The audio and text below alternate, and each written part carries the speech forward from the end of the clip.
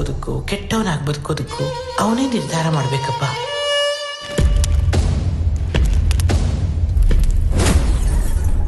ಅವನು ಯಾರು ಬೇಕಾದ್ರೂ ಆಗಿರ್ಬೋದು ಶಾಸ್ತ್ರಿ, ಆದ್ರೆ ಫೀಲ್ಡಿಗೆ ಮಾತ್ರ ಹಸ್ಪ ಅಲ್ಲ.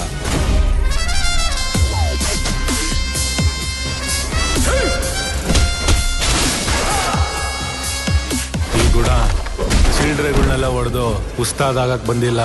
ಪ್ರತಿಯೊಂದು ಬ್ಲಡ್ ಹೊರಗೆ ಬರೋದಕ್ಕೂ ಒಂದು ಸ್ಟೋರಿ ಇರುತ್ತೆ.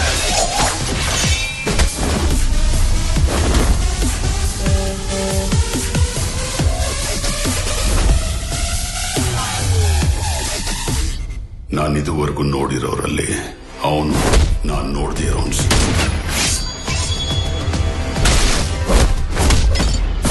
ನನಗೆ ಅಂತ ಕೆಟ್ಟ ಮಗ